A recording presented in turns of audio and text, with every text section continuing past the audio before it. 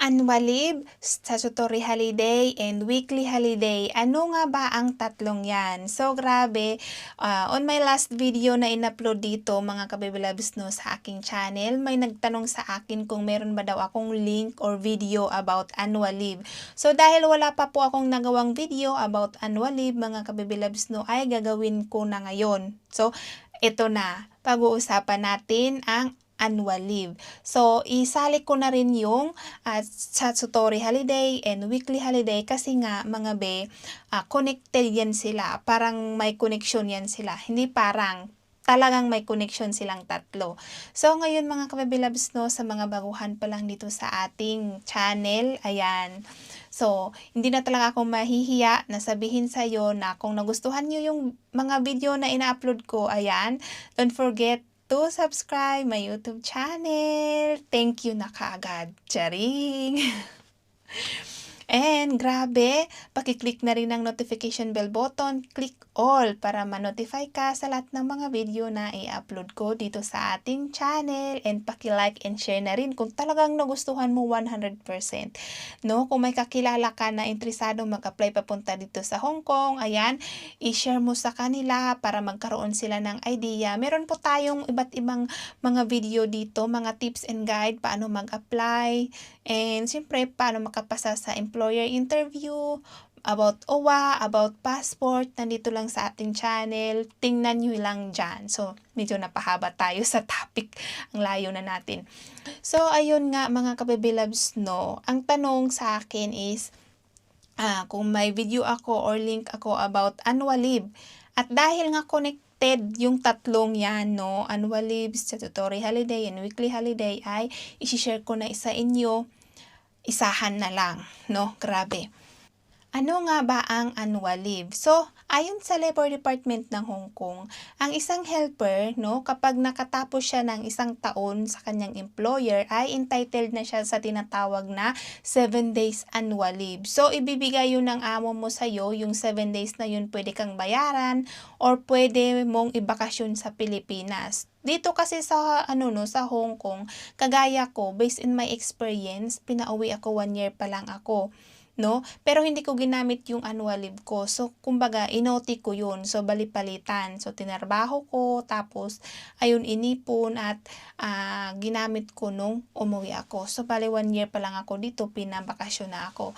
So, ngayon mga kabibilabs, no, di ba dito sa atin, or dito sa Hong Kong, no, ang kontrata dito is 2 years. So, dahil every 1 year, meron kang 7 days na annual leave, magiging 14 days yun sa isang kontrata or 2 years. So, ayun po ang annual leave. So, ang annual leave po, pwedeng hindi mo gamitin or pwedeng hindi ka magbakasyon, pero babayaran yan. Matik na yan, babayaran yan ng mga employer ang iyong annual leave kapag hindi ka o hindi mo ginamit sa pagbakasyon. Pero kapag nagbakasyon ka, entitled ka pa rin, no? Babayaran ka without work yun. Babayaran ka ng amo mo ng 14 days annual leave. So, yun po ang annual leave. So, ano naman yung statutory holiday? So, ang statutory holiday, mga kabebilabs, no, is yung mga public holiday yun dito sa Hong Kong. Halimbawa, sa atin, di ba, may mga Christmas Day, dito kasi is yung mga Chinese Day. So, meaning Christmas Day sa Pilipinas, holiday natin. Dito naman, Chinese New Year is holiday nila, magiging holiday natin, ma-avail natin yan. So, meron tayong statutory holiday na 14 days, mga kabibilabs. So, kumbaga, day off natin yan, no? Hindi tayo magtatrabaho, pero bayad pa rin tayo. So, ganyan kaganda dito sa Hong Kong. So, meron sa isang taon, meron or makakatanggap tayo ng 14 days na statutory holidays. So, kumbaga, every holiday nila dito or public holiday nila dito is holiday din natin. So, ayun mga kabibilabs, no, babayaran pa rin tayo ng buong sahod. Isang buwan yun. Halimbawa, sa isang buwan, merong public holiday na 2 or 3. So, meaning, hindi babawasan yung sweldo mo. Ganun pa rin, fixed na yun, minimum. So, bukod sa annual leave and statutory holiday, meron din tayong weekly holiday. So, ang weekly holiday, mga kabibilabs, no, example sa statutory holiday. ganito siya. Halimbawa, yung weekly holiday mo is every Sunday. Tapos, yung statutory holiday or public holiday ay nataon sa petsa or sa araw ng Sunday. So, meaning, bali dalawa yun. Dalawa yung day off mo, no? Weekly holiday mo plus yung statutory holiday na nataon sa Sunday. Kasi, di ba, example, yung weekly holiday mo, Sunday. So, matik na yun mga kabebe loves, i-move doon sa next day or kahit na anong araw yung statutory holiday mo. Halimbawa, nataon sa Sunday, day off mo yun or weekly holiday mo yun, no? Ibig sabihin mga kabibilabs, labas ka pa rin nun. Pero meron pang isa na dapat mong i-avail.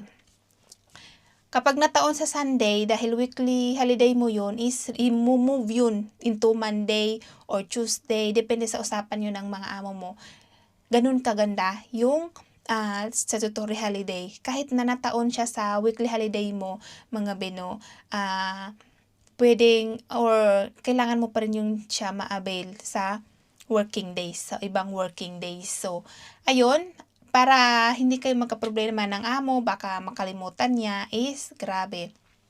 Nangabe, ipapaalala nyo sa mga employer nyo na meron kayong or nataon yung statutory holiday nyo sa Sunday. Kaya dapat mag-check din tayo ng mga schedule natin or yung mga calendar nila dito, no? Sa PON, meron yan. Mag-check kayo ng inyong mga statutory holiday para hindi kayo maisahan or syempre, wag nyo ring isahan yung mga employer nyo, ganun. Dapat magiging patas sa lahat. So, ang weekly holiday naman mga kabebe loves, no, every week. Sa isang, in 1 week, meron ka talagang isang araw dyan na pahinga. So, 24 hours yan, mga kabebe loves. Pwede kang lumabas, kumain ka sa mga restaurant na gusto mo, gumala ka. So, choice mo na yon or kung ano yung mga gusto mo sa isang araw na yan. Pero merong curfew yan ha. Hindi pwede na 24 hours kang nasa labas. Hindi po. Kasi syempre, nasa bahay ka ng mga employer mo nakatira. May mga, yan sila, yung tinatawag na patakaran or mga batas. Kailangan mo rin yung sundin. So, sa akin naman, yung weekly holiday ko is pinigay sa akin Sunday, pero may curfew siya 8 PM. Dapat na andito na ako sa bahay. So, kahit na 24 hours yun na pahinga or day off mga kabebe loves, no, kailangan pa rin natin umuwi sa bahay ng ating mga employer para hindi tayo masisante. Charing. Sumunod tayo sa kanilang patakaran para walang magiging problema. So, ngayon mga kabebe loves, no, yun lang po yung ma-share ko sa inyo about sa annual leave, statutory holiday, and weekly holiday. So, ito maglagay ako ng picture dito, no, kung ilang araw ba, no, ang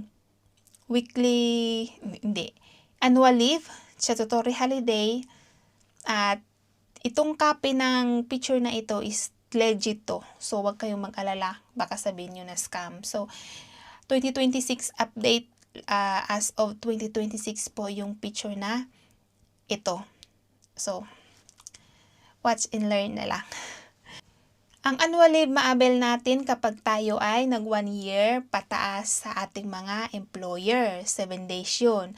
Ang statutory holiday naman mga kabebe loves ko is ma-avail natin yan after sa adjustment period. So, adjustment period is 1 to 3 months yun bago ninyo ma-avail yung statutory holiday. So, ayun siya mga kabebe loves, no? And yung weekly holiday every week, 1 day yung inyong day off. So, pahinga yun siya. Again, annual leave, pagkatapos ng 1 year, saka mo ma-avail yung statutory holiday. Pagkatapos ng 3 months, bako mo ma-avail. So, ayun lang siya mga kabebe loves, no? Grabe, thank you sa panonood ng ating video. Sana ay naintindihan nyo kahit hindi po ako fluent mag-Tagalog. Grabe. Thank you. Don't forget to subscribe and pag-click ng notification bell button para ma-update ka sa lahat ng mga video na i-upload ko. Grabe, mga kabebe loves, no?